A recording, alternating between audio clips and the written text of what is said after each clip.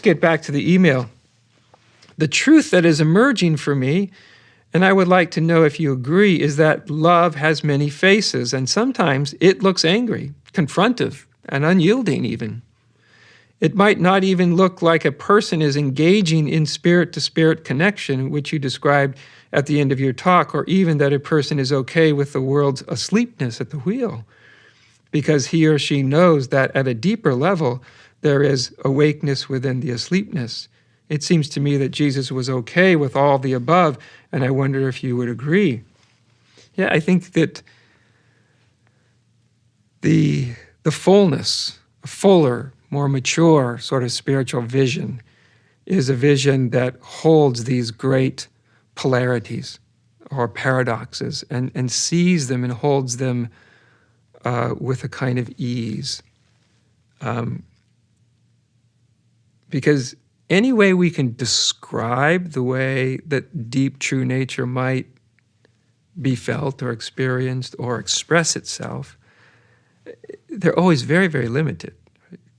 Because you can almost find a very different way that true nature can express itself too. That doesn't mean anything goes, because it's not so much, it's really, one either has the awakened vision or they don't. It's just to say that it can operate in very, very different ways, and it can even get confrontive. Yes, it can be angry. Yes, it can be somewhat unyielding. Jesus was a pretty unyielding fellow, actually, if you read the story, in some ways. In other ways, very yielding, very, very, very open, very inclusive. But when it came to certain forms of injustice, he wasn't budging, he wasn't yielding, and he was upset. He was pissed off. And he made that known. And can enlightenment act in all those ways? You bet it can. Just because someone's acting in any of those ways, does that mean it's enlightened consciousness? Nope, it doesn't. But it can. It can move that way. But even when it moves in ways that we might say are unyielding, or, even a kind of anger, a kind of holy anger, I think one of the things that I've noticed is, when we talk about the more awakened or enlightened consciousness, is we're not just attached. We're not attached. We're not just moving in one domain. So if the only thing you can do is get outraged, then that shows a real limitation.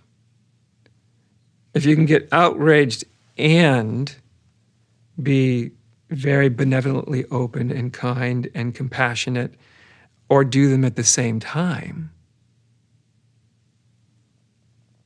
now you have a bigger vision. This is very easy, very difficult to define for people, because I understand it's so paradoxical, and people can hear what I'm saying almost to excuse any kind of behavior, which isn't what I mean at all. It would be very, very far from what I mean. But let's just continue. Your answer to my inquiry is very important to me, because for all of my life, and especially during the last 12 years that I've been on this non-dual spiritual path, I've carried the belief that spirituality and anger do not go together. If I'm angry, I must be ego-identified. I must be resisting what is. I'm wrong and I need to change. In your view, is anger always the result of ego identification? No, not in my opinion, it's not.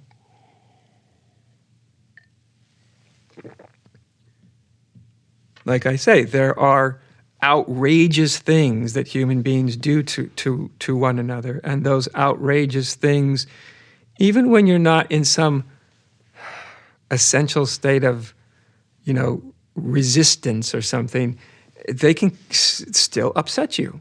I can get, if I see somebody, say, being, terribly mistreated or whatever, can I get angry? Sure, I can get angry. You bet. Can I still see the underlying true nature in the person I'm angry with? Yep, I can see both at the same time. But one doesn't necessarily cancel the other out. It just provides, at least in my experience, a kind of balance where I'm not kind of possessed by either view. That's like they're kind of held together.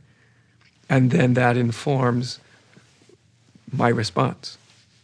Yeah. I don't think awakening or enlightenment necessarily means that we can no longer feel any emotion, or we'll never feel anger, or we'll never feel sadness, or we'll never feel, you name it. These things can arise. The difference is that they arise in a very unattached space. There's no self-grasping on and clinging to them and finding self-identity. That's a big difference. That's not only a big subjective difference in how it feels, but I think it's also it leads to a big difference in the way that we engage with life.